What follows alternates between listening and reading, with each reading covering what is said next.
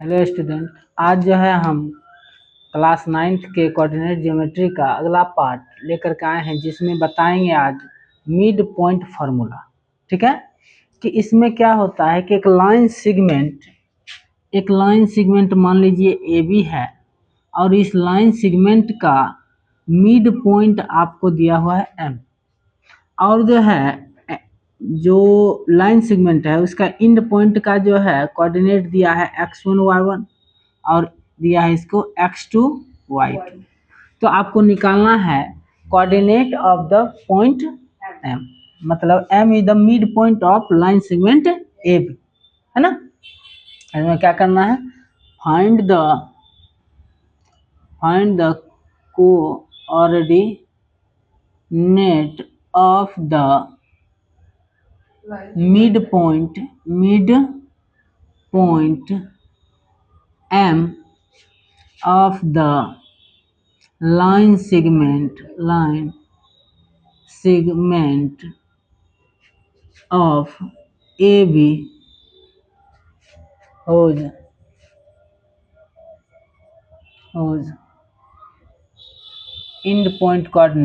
end point A coordinate है x1 y1 and B है x2।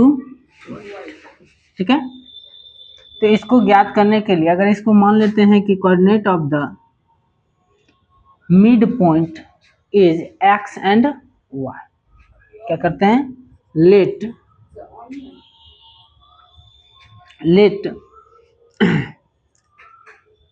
Coordinate of point M is x y, then x equal to x1 plus x2 by 2 और y equal to होगा y1 plus y2 by 2। This is the coordinate of the mid point. ठीक है, m का coordinate क्या लिखेंगे कि the coordinate of mid point m क्या हो जाएगा,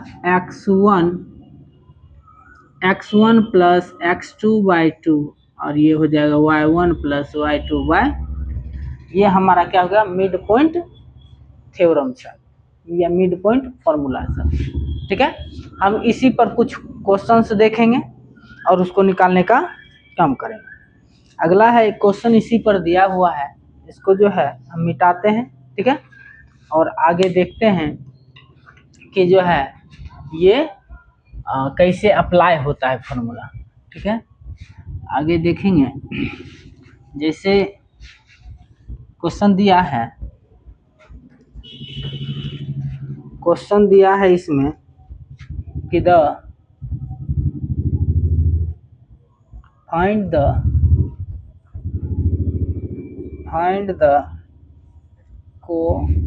coordinate of the mid point of the line segment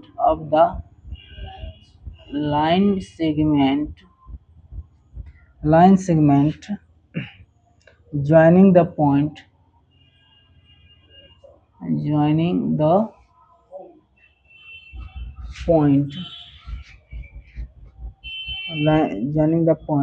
A दिया हुआ है यहाँ पर -5 4 एंड B दिया हुआ है 7 और -8। ठीक है, तो हम क्या करेंगे, सबसे पहले लाइन जो है लाइन सेगमेंट खींचेंगे। ठीक है, यहाँ पर ले लेते हैं, ये A है और इसका क्या है, ये A दिया हुआ है -5 और 4 और B दिया हुआ है 7 और -8। इसका मिड पॉइंट मान लेते हैं M, मान लेते हैं let M is the mid point of line segment A B, line segment A B है ना, ए बी, और इसका जो कोऑर्डिनेट मान लेते हैं एक्स वाई, ठीक है।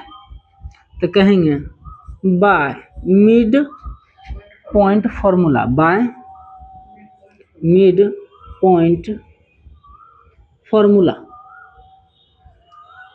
हम क्या बताए हैं मिड पॉइंट फॉर्मूला से, ये हो गया x1 y1, ये हो गया x2 y2, तो हम निकालेंगे यहाँ पर तो x बराबर x1 प्लस x2 बाई 2 और y equal to y1 plus y2 by 2। यहाँ देखिए x1 का वैल्यू है -5, x2 का वैल्यू है 7/2, तो यहाँ निकल जाएगा 2/2 अर्थात 1। x बराबर कितना आया 1। यहाँ से y का वैल्यू निकाल लेते हैं, y1 का वैल्यू है 4 और y2 का वैल्यू है -8, तो प्लस माइनस माइनस ही हो जाएगा, तो ये हो जाएगा आपका 4 - 8/2 अर्थात जो है इसको कह सकते हैं -4/2, तो ये कट गया -2, तो y इक्वल टू क्या आया -2, ठीक है। अब देखो सो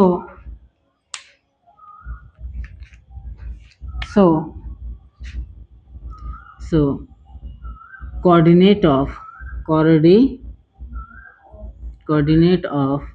पॉइंट M क्या हो जाएगा, यहाँ पर x का वैल्यू 1 और y का वैल्यू -2, यही आपका क्या हो गया आंसर हो गया, कोई दिक्कत नहीं।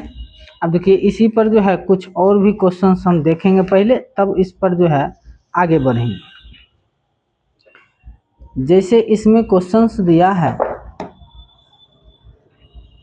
कहता है कि the 3 vertices of a parallelogram ABCD taken in a order are A B C D ABC, find the coordinate of the 4th vertices D। अब देखिए यहाँ पर क्वेश्चन जो कहा है उसको हम थोड़ा सा लिखने का प्रयास करते हैं, क्या क्या है इसको उतार लीजिएगा। अब देखिए क्वेश्चन इसी ढंग से पूछे जाते हैं, और इतना अगर मिड पॉइंट फार्मूला लगाने के लिए जानते हैं तो बहुत ही आसानी से आप इसका आंसर निकाल दीजिएगा, इसमें कोई प्रॉब्लम होने वाली बात नहीं है। तो यहाँ तो सबसे पहले क्वेश्चन कहा गया है कि ये क्या है पैरेललोग्राम है। सबसे पहले आपको पैरेललोग्राम का क्या करना है, चित्र बना लेना है। ये पैरेललोग्राम बना ली, यहाँ पर ले लिए A B C D। A का कोऑर्डिनेट दिया हुआ है 3 - 4 और B का दिया है -1 और -3 और C का दिया हुआ है -6 और 2 और D का देखिए हम मान लेते अपना मन से x और y मान लेते, ठीक है। और अब हम क्या करते हैं, इसको जो है लगाते हैं फॉर्मूला, है ना, लगाएंगे हम क्या चीज फॉर्मूला। अब फॉर्मूला जब हम लगाएंगे ठीक है, फॉर्मूला लगाएंगे तो कैसे लगाएंगे, हमको पहले पैरेललोग्राम की प्रॉपर्टी याद होनी चाहिए कि पैरेललोग्राम का जो डायगोनल होता है, डायगोनल एक दूसरे को बाइसेक्ट करता है, क्या करता है बाइसेक्ट करता है, इसको ओ मान ली, मतलब कि O is the mid point of AC and BD, ठीक है। तो ये हमको होना चाहिए, ये पता होनी चाहिए, तभी जाकर हम क्या लगा सकते हैं फॉर्मूला लगा सकते हैं, ठीक है। तो कहेंगे by the properties of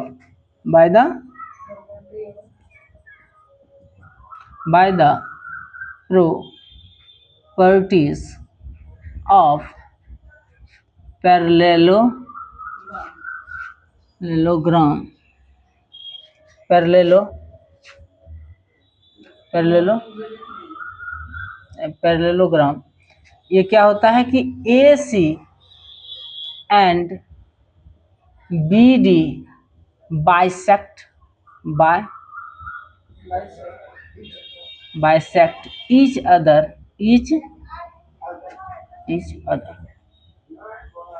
it means कि O is midpoint of AC and BD। ठीक है, यहाँ हम कर देंगे let coordinate of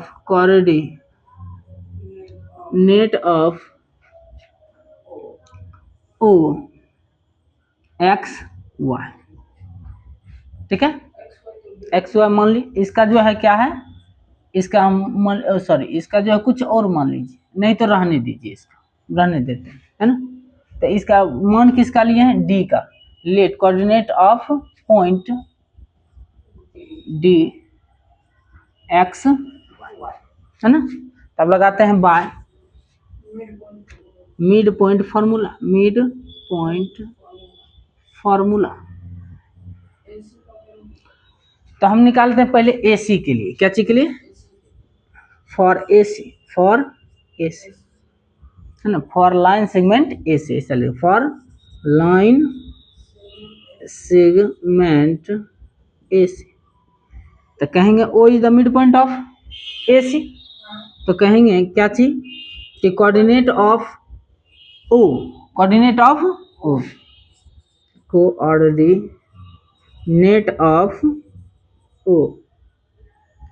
x equal to क्या हो जाएगा, x1 प्लस x2/2 और y इक्वल टू हो जाएगा y1 प्लस y2/2।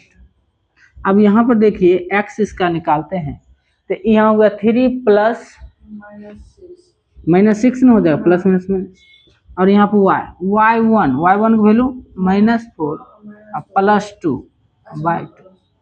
तो यहाँ निकला x इक्वल टू कितना, -3/2 और y इक्वल टू कितना निकला, -2/2, मतलब -1 तो O का कोऑर्डिनेट कितना निकल गया मेरा,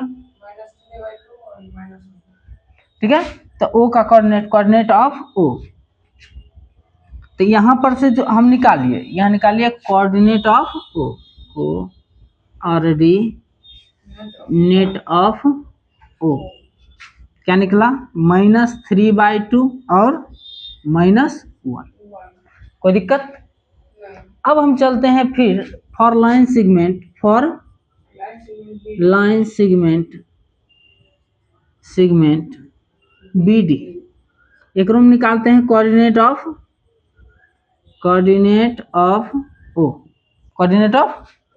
यहाँ पर भी बाद में प्रॉपर्टी लगा के इक्वल कर देंगे, है ना। तो x इक्वल टू यहाँ भी लगाएंगे x1 प्लस x2/2 और y equal to y1 plus y2/2। तो यहाँ देखिए x, यहाँ पर अगर हम देखें तो देखिए क्या है कि O का कोऑर्डिनेट तो हमको पता है, यहाँ पर देखिए x1 को तो x से मान लिए हैं और x2 का हो गया -1, अब y में y को तो हम y माने हैं, मतलब y को तो जो है y रहने दीजिए अभी। यहाँ पर देखिए x के साथ O का मतलब O का कोऑर्डिनेट है, x का वैल्यू कितना आया है, यहाँ पर रख दीजिए -3/2 और यहाँ पर रख देंगे हम क्या चीज, तो पहले इसी को सॉल्व कर लेते हैं, ऐसे मल्टीप्लाई करते हैं, 3 दूना 6 और इसको गुना करेंगे 2x -2 प्लस -2। अब इसको जो है इधर कर लीजिए, -6 + 2 बराबर 2x बराबर -4, तो x बराबर क्या हो जाएगा 2 कट जाएगा -2। और यहाँ से हम क्या निकाल लेंगे हो, y का वैल्यू देखिए कितना रख देंगे, काहे कि O is the mid point of AC as well as BD, so O is a क्या है, ओवेनिस्ट है, मतलब कि क्या है, ये जो है दोनों का मिड पॉइंट है, क्या है, mid point of AC and BD। तो इस दोनों का कोऑर्डिनेट इक्वल होगा, तो y के जगह पर रख दिए, तो y1 का वैल्यू है यहाँ पर y है और जो y2 का वैल्यू है -3, तो -3 लिख देते हैं, अब y में 2 ऐसे मल्टीप्लाई कर देते हैं, तो यहाँ निकल गया y -3 इक्वल टू -2, तो y इक्वल टू इधर चल जाएगा -2 + 3, तो y इक्वल टू कितना 1 निकलेगा, प्लस क्या निकलेगा प्लस, तब निकल गया सो कोऑर्डिनेट ऑफ वर्टिसेस D क्या हो गया, x का वैल्यू -2, y का वैल्यू -1। यही हमारा क्या हो गया, आंसर हो गया। ठीक है, हम पहले क्या निकालिए, O का मिड पॉइंट का कोऑर्डिनेट निकालिए और उसके बाद BD में चले, उसके कारण जो है O का तो हमको पहले से पता था, वहां पर वैल्यू रख दिए, इक्वल करके निकाल दिए। तो इस तरह से क्या निकलता है, मिड पॉइंट फार्मूला के थ्रू जो है अन्य कोऑर्डिनेट को ज्ञात कर सकते हैं। अब देखिए एक एनसीईआरटी में जो आप क्वेश्चन पूछे हैं उसको भी हम बनाने का प्रयास करते हैं, तो इसको स्क्रीनशॉट ले लीजिएगा। अब देखिए आगे वाला जो क्वेश्चन है थोड़ा सा उसमें भी दिमाग लगाना पड़ेगा, ऐसे तो बहुत आसान है वो। ठीक है, अब देखिए थोड़ा लंबा जाएगा, है कुछ नहीं। क्वेश्चन कहता है कि the mid point of the sides of triangle ABC are the points DE and F. Given the coordinate of DE and F are 5, 1, 6, 5 and 0, 3 respectively. Find the coordinate of ABC. अब देखिए इसमें question कहा कि एक triangle है ABC। एक triangle क्या है, ये है A, ये है B और ये है C। इसका मिड पॉइंट है, मान लीजिए AB का मिड पॉइंट है D और BC का मिड पॉइंट है E और जो है AC का मिड पॉइंट है F, है ना। और कहा है कि D का जो दिया हुआ है 5, 1 दिया है कोऑर्डिनेट और E का दिया हुआ है 6, 5 और F का दिया हुआ है 0, 3। ठीक है, अब कहता है find the coordinate of A। इसको मान लेते हैं हम x1 y1। ठीक है, इसको मान लेते हैं x2 y2, इसको मान लेते हैं x3 और y3। कोई दिक्कत थोड़ा सा भी नहीं। अब हम चलते हैं मिड पॉइंट थ्योरम से। अब इसमें लिख लीजिएगा, late the coordinate of A, B and C is x1 y1, x2 y2 and x3 y1।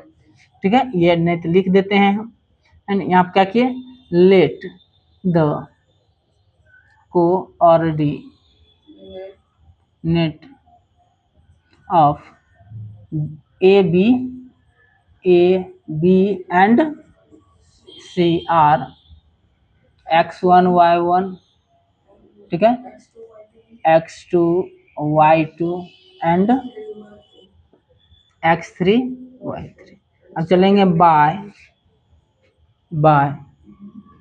Mid point formula. ठीक है, मिड पॉइंट फॉर्मूला। तो हम इसमें क्या देखते हैं, मिड पॉइंट पहले हम लगाते हैं लाइन सेगमेंट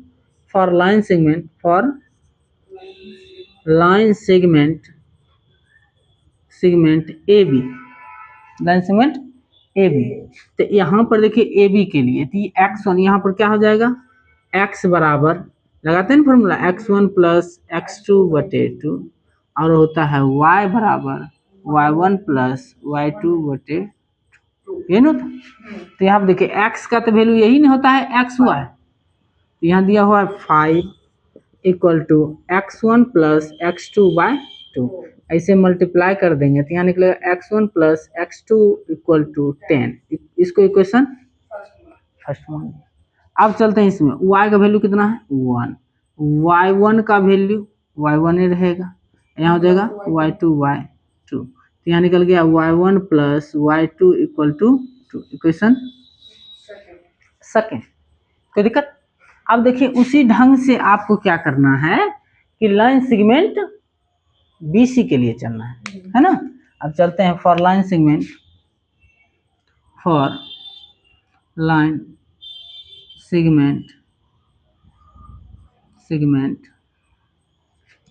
BC। तो इसमें भी लगाएंगे x equal to x1 plus x2 by 2। तो यहाँ देखिए x1 x2 नहीं, यहाँ हो जाएगा x2 प्लस x3 बाय 2 और यहाँ हो जाएगा y equal to y2 plus y3 by 2। तो यहाँ पर x की वैल्यू है 6, यहाँ होंगे x2 प्लस x3 बाय 2, मतलब कि x2 plus x3 equal to 12। Equation 3। और यहाँ पर रख देंगे 5 equal to y2 plus y3/2। तो यहाँ निकल जाएगा y2 plus y3 equal to 10, equation 4। ठीक है, तो तीनों लाइन सेगमेंट के लिए हमको पहले क्या करना है, निकालना है, उसके बाद आंसर अपने आप निकलना चालू हो जाएगा। अब देखिए, अब कहेंगे for line segment, line segment AC। तो यहाँ भी लगाएंगे x इक्वल टू, यहाँ पर क्या हो जाएगा x1 प्लस x3/2 और y इक्वल टू हो जाएगा y1 प्लस y3/2।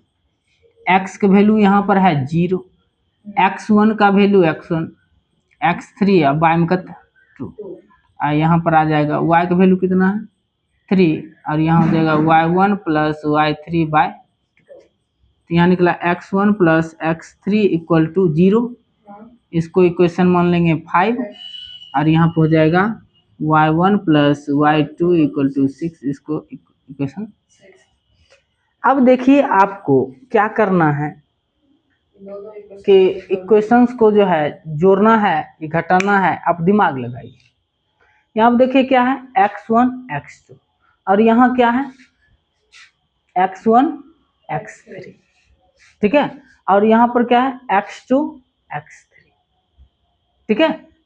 तो अगर हम जो हैं क्या करें कि अगर हमको निकालना हो x किसी एक को, तो हमको क्या करना पड़ेगा, मतलब कि इसमें जो किसी न किसी ढंग से जो है काट खोट के आंसर निकालना है। अगर हम इस दोनों को हल करें, इस दोनों को हल करें, इक्वेशन 1 और इक्वेशन 5th, या इक्वेशन 1 और इक्वेशन 3rd, किसी मतलब कि x वाले में कीजिए और y वाले में। हम चलते हैं फ्रॉम इक्वेशन 1 and 3। अब देखिए यहाँ पर हम क्या करते हैं कि x1 plus x2 equal to 10, और यहाँ पर है x2 plus x3 equal to 12। अच्छा, x3 को पहले लिख दें, x2 को बाद में लिख दें, तो कोई टेंशन नहीं। अब इस दोनों को हम क्या करते हैं, घटा देते हैं। क्या करते हैं, घटा देते, दोनों क्या हो जाएगा, तो यहाँ हो जाएगा x1 minus x3 equal to कितना 2। इसको इक्वेशन क्या लिख दीजिए 7 मान के। अब देखिए इस दोनों को हल कीजिए, अपने आप आंसर निकल जाएगा, ठीक है। अब चलते हैं फ्रॉम इक्वेशन इसमें चलेंगे 5 and 7। तो यहाँ पर क्या है x1 plus x3 equal to 0 और यहाँ पर है x1 minus x3 equal to 2। अब देखिए ये दोनों को जोड़ दीजिएगा, ये दोनों खत्म है, ये हो जाएगा 2x1 इक्वल टू क्या हो जाएगा 2 से 2 खत्म, x1 का वैल्यू कितना आया 1, x1 का वैल्यू कितना आ गया 1। अब x1 का वैल्यू जैसे 1 आया, अब x1 का वैल्यू आप 1 में रख दीजिए तो x2 निकल जाएगा, और x2 का वैल्यू किस में रख दीजिएगा थर्ड में, x3 निकल जाएगा। इस तरह से x1 x2 x3 निकल गया, ठीक है, समझ में आ गया बात। अब चलिए इसको हम ऊपर से थोड़ा सा मिटाते हैं, ठीक है। अब देखिए अब हम क्या करते हैं, अब करते हैं put x equal to 1 in equation 1। तो यहाँ है x1 plus x2 equal to 10। तो यहाँ x1 वैल्यू 1 आया, x2 इक्वल टू 10, तो x2 इक्वल टू क्या हो जाएगा 9 आ जाएगा, ठीक है। अब क्या करते हैं कि जो है x2 का वैल्यू आप या तो जो है 6 में रखिएगा तब पर भी निकलेगा, जैसे रखना, जिसमें रखना है रख दीजिए। तो हम कहते हैं put x2 in equation 3rd। तो यहाँ क्या है x2 plus x3 equal to 12। x2 का वैल्यू निकला है 9 प्लस x3 इक्वल टू 12, तो x3 equal to 3, x3 equal to, तो इस तरह से x1 x2 x3 निकल गया, है ना। अब क्या करेंगे हम y1 y2 y3। जस्ट जैसे ये निकाले वैसे ही हम क्या करेंगे उसको भी निकाल देंगे। तो इस तरह से ये हो गया। अब देखिए इसी को हम थोड़ा सा मिटा के ऊपर लिखने का प्रयास करें। अब चलते हैं फिर से, जैसे कि इक्वेशन 2 और इक्वेशन 4 से। क्या चीज से? इक्वेशन 2 और 4 नहीं, चलिए देखिए इसमें x1 y1 y2 है, तो y1 y2 किस में आएगा? y मतलब कि इधर वाला 6 वाला में y1 y2, यहाँ y3 होना चाहिए। क्या होना चाहिए? y3। तो इसमें चलिएगा इक्वेशन फ्रॉम इक्वेशन 2 एंड 6 में चलेंगे तो क्या है? तो 2 है y1 plus y2 equal to 2, वहाँ क्या है y1 plus y3 equal to 6। अब दोनों को घटा दीजिए, माइनस माइनस माइनस, ये खत्म। तो ये हो गया y2 minus y3 equal to minus 4। ठीक है, इसको इक्वेशन कितना मानिएगा? 8 ना, 8 मान लिए। अब चलिए इक्वेशन 8 और इक्वेशन 4 है ना, तो कहेंगे फ्रॉम इक्वेशन 4 एंड 8। अब देखिए यहाँ क्या है y2 माइनस y3 और वहाँ क्या है y2 प्लस y3, यहाँ पर है माइनस 4 और यहाँ पर है 10। अगर इस दोनों को जोड़ दें तो दोनों खत्म। अब अपने अनुसार जोड़ते हैं और अपने अनुसार घटाते हैं, जहाँ पर जैसे फायदा मिलता है हमको। 6 y2 इक्वल टू क्या निकल गया मेरा? 3 माइनस 3। अब माइनस 3 जैसे निकला, हम अब y2 का वैल्यू क्या करना चालू करेंगे? पुट करना चालू कर देंगे। तो y2 का वैल्यू अगर इक्वेशन 2 में रख दें तो क्या हो जाएगा? Put y2 equal to minus 3 in equation 2। तो यहाँ क्या हो जाएगा? y1 plus y2 equal to 2। तो y2 का वैल्यू निकला है माइनस 3, तो माइनस इधर आकर हो जाएगा प्लस, तो ये हो जाएगा 5। तो हमको क्या निकल गया? y2 equal to 5, y2 equal to y1 निकल गया कितना? y1 निकल गया 5, कोई दिक्कत नहीं। तो ये 5 निकला। अब क्या करेंगे हम? y3 निकालना है, तो y3 निकालने के लिए हमको क्या करना पड़ेगा? किस में रख दें? किसी इसमें रख देते हैं तो y3 निकल जाएगा, है ना। तो लिखेंगे पुट y1 इन इक्वेशन 6। तो y1 plus y3 equal to 6। तो यहाँ पर आ गया y1 का value 5 plus 3 equal to 6, y3 equal to 1। यहाँ पर जो है 1 आ गया। इस तरह से आप देख लिए x1 का वैल्यू कितना आया? x1 का वैल्यू देखिए यहाँ पर जो है x1 का वैल्यू आ गया कितना? तो इधर देखिए x1 वैल्यू 1, और देखिए y1 का वैल्यू कितना आया? यहाँ पर निकाले हैं y1 equal to 5, y1 equal to 5। और देखिए x2 का वैल्यू कितना आया? यहाँ पर निकाले हैं x2 आया 9, ये लिख दीजिएगा 9। और जो है y2 कितना आया? y2 आया अपना -3, तो -3। और जो है इसका वैल्यू कितना है? x3 का आया है 3 और y3 का आया है 1। तो इस तरह से तीनों निकल गए। ठीक है, थोड़ा सा लेंदी था और जो है कॉन्सेप्चुअल क्वेश्चन था। इस तरह से ये जो है जितने भी क्वेश्चन मिड पॉइंट फार्मूला पर होगा इसी ढंग से बनेंगे। अगर कोई दिक्कत होगा तो इसको आगे बता दिया। धन्यवाद।